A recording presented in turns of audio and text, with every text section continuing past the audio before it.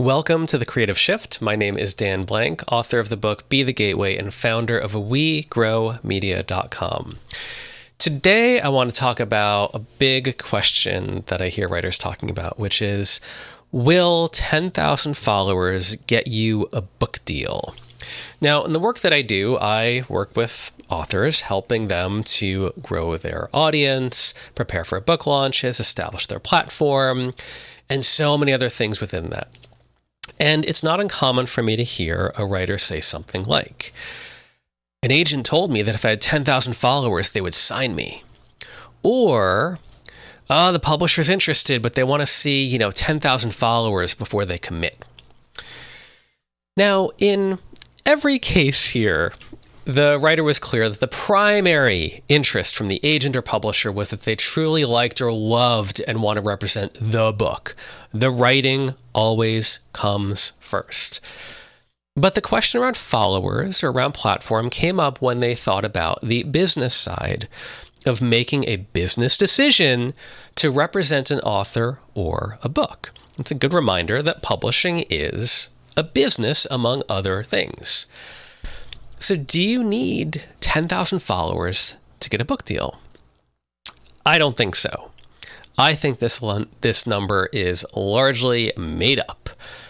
Nothing magical happens for you or for your book or for the agent or the publisher when a writer passes that 10,000 follower mark, whether we're talking about one social network or another.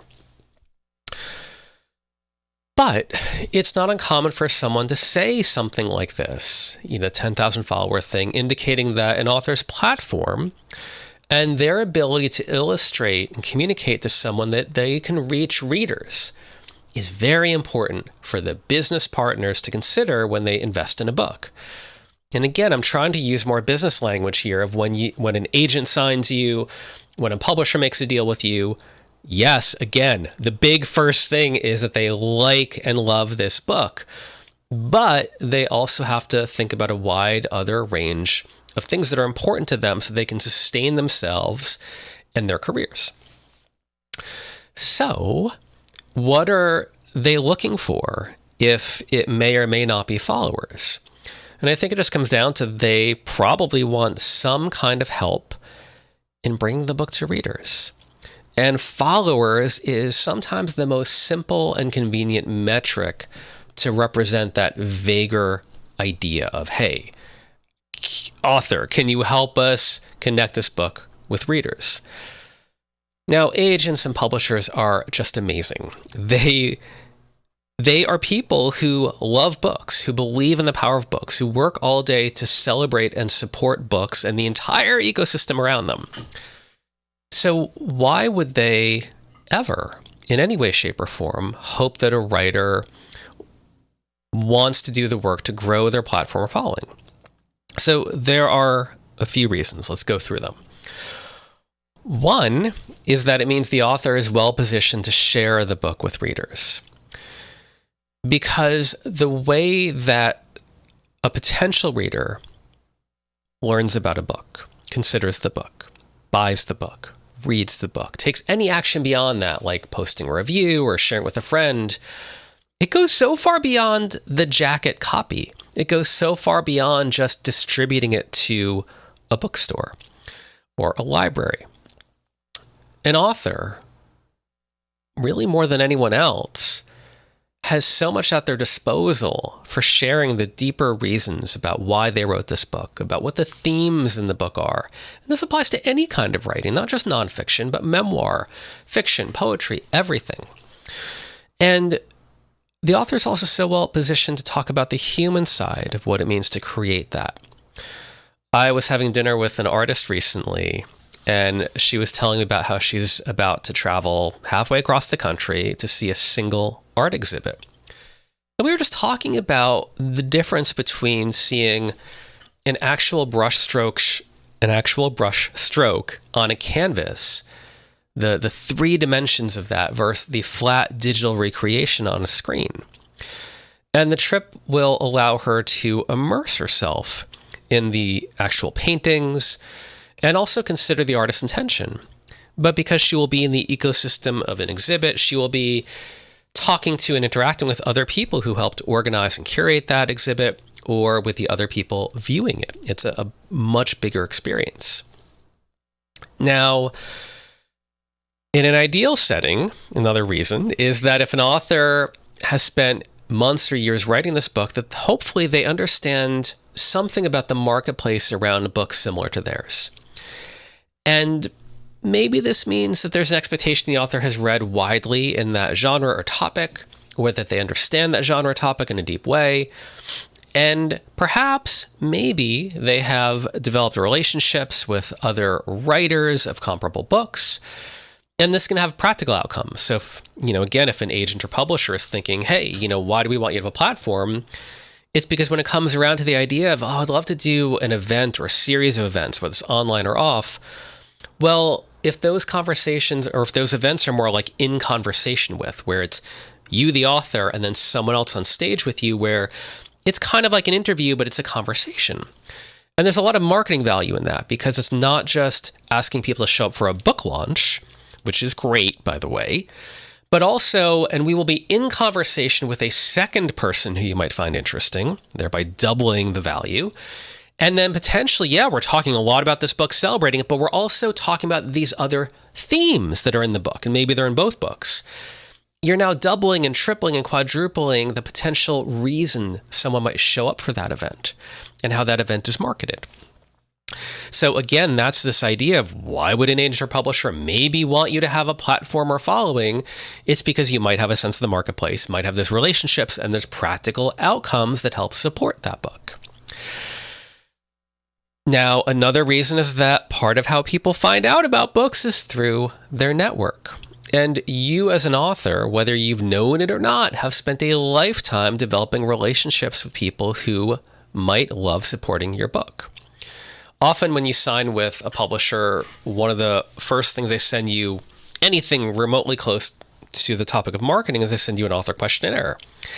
It's kind of like a print version of This Is Your Life. It'll often ask any connections you have with anyone to a certain degree. Where did you go to school? Were you in a sorority or fraternity? What jobs did you work? Have you ever been on a board anywhere? Where have you volunteered? Where have you worked? Who do you know? Do you know anyone in the media? Do you know anyone at organizations? Do you know anyone prominent? There's all these questions about your life. And I think that this is actually something a little surprising to authors a lot, that the first step from marketing the publisher would take is saying, hey, we know you want, the author wants the publisher to just send it out to all these strangers.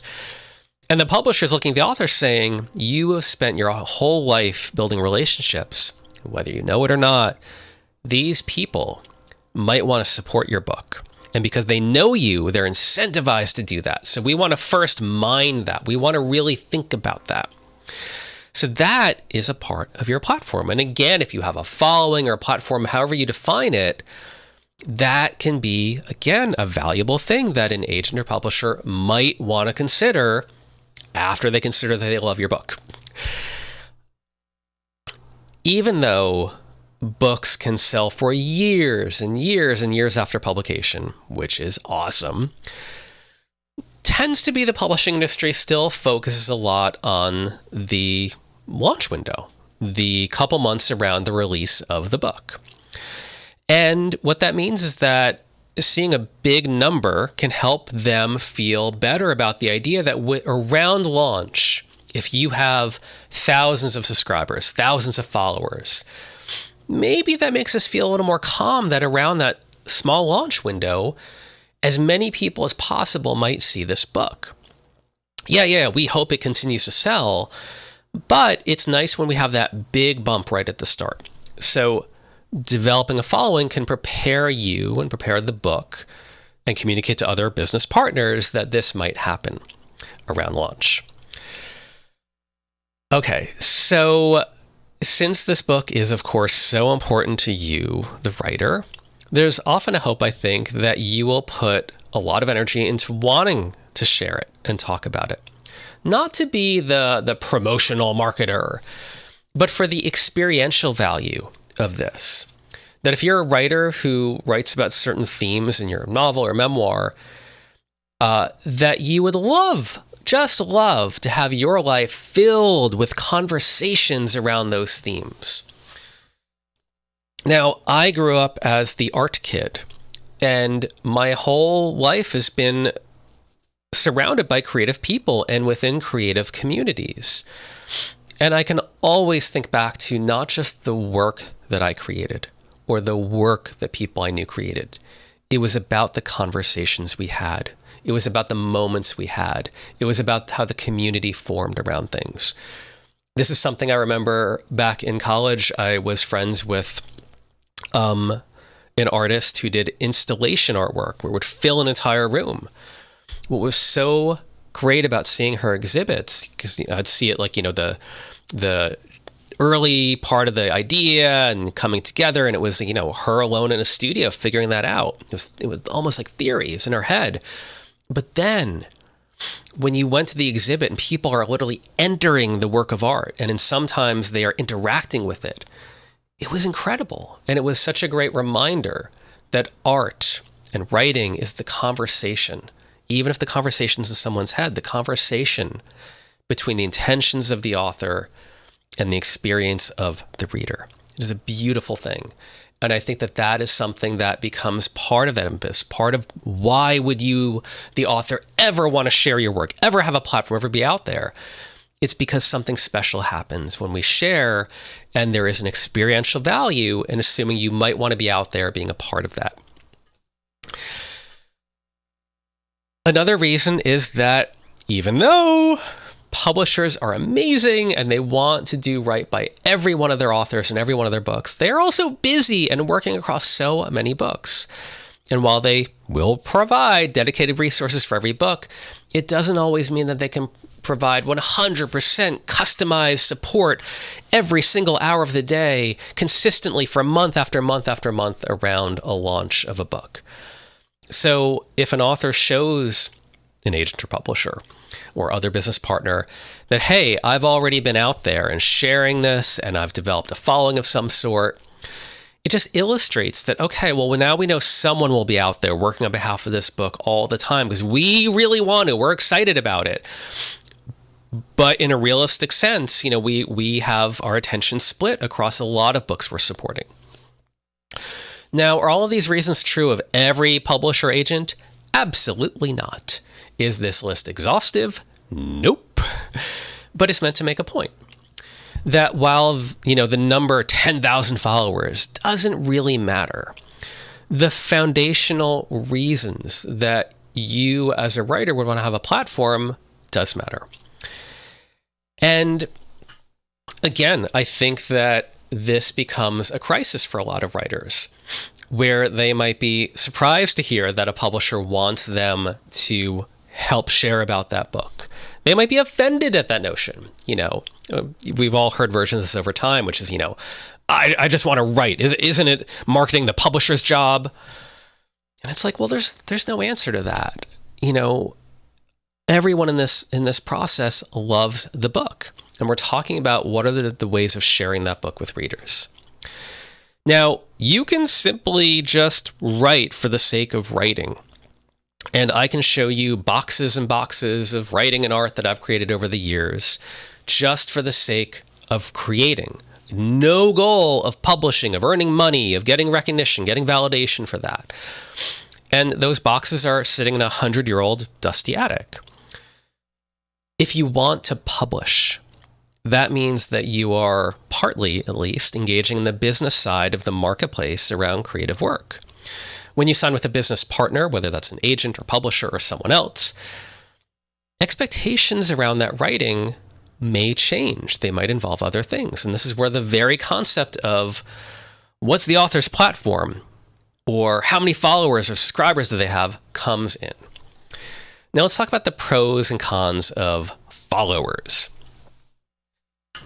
By itself, the metric of followers doesn't really say that much. I think we often look at it like a lottery ticket, which is the idea, well, the more followers someone has, the more chances they have to reach people, right? Chances for people to become aware of a book, considering buying it, of actually buying it, of actually reading it, of being moved by it, of posting a review, of showing up to a book reading or telling other people about it. More chances. But in working with all these writers for all these years, I've spoken to plenty of authors who've come to me that already have 10,000 or more followers. And they would tell me something surprising as we sort of explored their challenges and how I'm going to help them. I'd ask about their followers. They'd say, oh, I have no idea who these people are. I don't know what they like. I don't even know why they follow me. And I don't even know what to say of them. I've actually, started posting less. And in the cases I'm thinking about, this is not someone just being humble. I've sensed the total confusion and fear that they have. That to these people, the followers weren't a sense of total validation and a sense of deep connection to an audience that wants to support them. It was one of distant apprehension. And that can be difficult. I think that when someone does not have a following, they think, well, if I just had 1,000 followers or 10,000 followers, everything would be solved, because then I would know I have an audience. I would know they love me. I would know they love my work. I would feel connection to them. I would know what to share, and good for you for feeling that way. I want everyone to feel that way, but that is not always the case. It's like, have you ever walked in front of an audience and just felt so calm speaking to 100 or 1,000 people at a time? No, most people are freaking out inside. I've also observed writers who have thousands, maybe tens of thousands of followers, but when you look at each individual post over the course of weeks and months and years, I've seen very little engagement for some of these. And I've done side-by-side comparisons of someone who has, let's say, 10,000 followers on a certain network and someone who has 500 followers on a network. And again, sometimes in some instances, what I've seen is the person that has 10,000 followers has the equal level of engagement as the person that's 500, meaning both of them have 12 likes per post and 1 comment per post. Not just like one individual post versus another one. I mean, weeks and months at a time, where you're like, okay, this person has 10,000 followers, but very, very light, I'm using air quotes, engagement. It's not to dismiss those 12 likes and that 1 comment. It's to say it's possible to have a following, but not an engaged following. And that really matters, because what we want is that engagement. We don't want a hollow metric. Again, the goals here are someone feeling connected with what you share, connected with your writing and your books, wanting to support that, wanting to be in conversation, wanting to buy the book, all that kind of stuff we've talked about already. So it begs this question of, would a small but engaged audience be more valuable than a large but unengaged audience?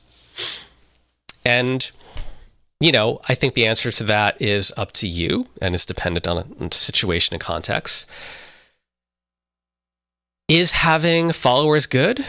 Sure, absolutely. There are many benefits to having followers and having a lot of followers. The more people that you reach, the more potential that you will feel that you can spread the word about your writing. Whether it even actually happens or not, just the feeling that it can happen, it can really change your whole internal experience, your mental health experience around launching your book. This too increases the chance of luck. And this oftentimes is how virality happens or buzz happens, is being seen by the right person at the right place at the right time. And again, the idea of more can definitely increase the chances of luck. Luck is always a part of success to a certain degree. Maybe that is 0.00001% for some people. Maybe it's 50%. I don't know. It's different for every person and every time. And one person can have 20 books out and some did well and some didn't. And they can say, yeah, well, that one got lucky, this one didn't. I mean, people have all different ways of talking about this. And I see that sometimes too, when one metric is higher, one followers on one network or subscribers someplace, it feels like it's more likely that other metrics can be higher. So that if you have a lot of followers on Instagram, that might mean you have more followers to your newsletter. If you have more followers to your newsletter, it might mean more people buy the book. If more people buy the book, more people might review the book. We are really building an ecosystem here. Inherently, connection and engagement is what really matters. What writers dream about is someone being moved by their writing, moved by their books, that it has helped someone escape, it has helped someone to better understand the world or better understand themselves, that it can inspire people, it can change them. And this is about deep human connection. This is something I talk about all the time. I have this phrase I use called human-centered marketing, and I've developed this methodology I call the Creative Success Pyramid that is all about this idea of focusing on sharing your work around the human connection. And for all the strategic stuff we do, whether it's a newsletter or podcast pitching or a book marketing plan, all these things I help people do, that there is a step-by-step process that's meant to lead to people coming in contact with your book and the themes you write about in a way that matters to them. Now, I've heard plenty of times over the years this phrase that, word of mouth marketing is the only marketing that works. And that resonates with me, certainly. Even though we have powerful tools for how we share our writing, it's all about this idea of someone resonating with your work and the idea of trust being a core part of that. We can try to measure these connections with number of followers, of subscribers, of likes, of reshares, of views. But those numbers don't really reflect the purpose or the value or the intention behind those connections. All things being equal, if someone gives you a choice between having 10,000 followers versus having 10 followers, I think it's very reasonable to choose the larger number. But it begs a question. And a writer had reached out and asked, mentioned this in an email recently, where they said they really resonate with my whole philosophy of human-centered marketing. It really speaks to them. And a while back, they actually shared with me a story about a really deep, meaningful connection they had with, writers and readers through social media. And then they said, that experience was a tribute to the power of giving and the personal reward that ensued. It reframed the value of social media in a very Dan Blanky way, which was nice to hear. But what they said next was fascinating. They said, but I would trade that experience, as valuable as it was, for 10,000 followers. And it's just a neat statement. Which would you choose? One meaningful experience or 10,000 followers? And it made me I want to think about that question with a lot of empathy. I think what's baked into that question, that phrase around 10,000 followers, is hope. Hope that this is more chances of leading to more meaningful experiences. That it's like the bird in hand versus two in a bush kind of metaphor, which is we're hoping for more. We're hoping for the possibility of growth, of validation, of seeing our creativity flourish. And this can really matter. I heard from a writer recently named Lori Fontaine who said this to me via email. I've shared my writing for over 20 years, and now through your encouragement, I've learned to have the courage to open up and reveal the person behind the art. You've taught me that what is swirling in my head actually matters. Thankfully, I've heard from subscribers who are grateful. That's another part of this. When we talk about sharing your work or having a following, it's not just about the metrics or about the conversion, although that's part of it. I do find that the experience that you have as a writer or artist or creator, a feeling that your voice matters, that your ideas matter, that you can connect in a meaningful way, that is life-changing in the best possible way. This is why we share. It's why we create. It's why we connect. That by you creating and sharing, you are making the world a better place. Is 10,000 followers a good goal? That's up to you. But regardless, I encourage you to focus on sharing what you create in a manner that feels authentic to who you are and touches the hearts and minds of other people. And if you can prove that to a partner in publishing, whether it's an agent or publisher, with a metric, it just helps them understand how you're able to support this book. And when I think of why would anyone, whether it's agent, publisher, anyone else, say anything remotely like, hey, we'd like to see 10,000 followers, I think what they're really saying is, hey, can you give me some kind of indication or proof that you can meaningfully connect this book to the hands of readers? Because you know what? It is difficult to put books in the hands of readers. We are going to try really hard, but you know what helps? If you, the expert who loves this book more than anything else, has spent years developing these relationships and the voice that you need to help us out in sharing that work. Does anyone really know what to do with 10,000 followers? Will they publish you just based on that metric? Probably not. But it's an indicator that you will be a good partner to share that writing and to help them connect that book with readers. Are there things they might want more than 10,000 followers? Absolutely. Here's a list. Maybe they would really value if you speak at 30 events a year and you've done that for a while, so you actually know how to draw people. Well, that means you can sell books at those events. It means you have a network. It means you know where to show up to find your readers. That could definitely be more valuable than 10,000 followers, 30 events a year. Or that you're actively a part of groups and organizations that your potential readers love. So again, you're connecting with readers in a high trust, high touch manner. Maybe you run a business that aligns to the book you wrote, and that means you successfully served that market for years. So again, you're really well positioned to present this book in a meaningful manner. Or if you show them any metric that you've developed a meaningful connection to your readers, maybe it's a newsletter list or blog followers or forum or in-person events or something else.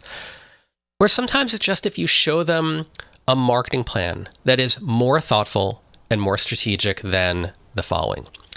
Well, my plan to share my book is to tweet about it. And then after I've done that, I'm going to tweet about it again. I've written about this before and shared about before on the podcast. As always, I'd love to hear your feedback and your experience on this topic. You can always reach me at dan@wegrowmedia.com. You can learn more about me and my work at wegrowmedia.com. You can sign up for my weekly email newsletter on Substack. So you can either go to wegrowmedia.com and do that, or danblank.substack.com. And you can find me on social media at danblank. Thank you so much for listening until the end.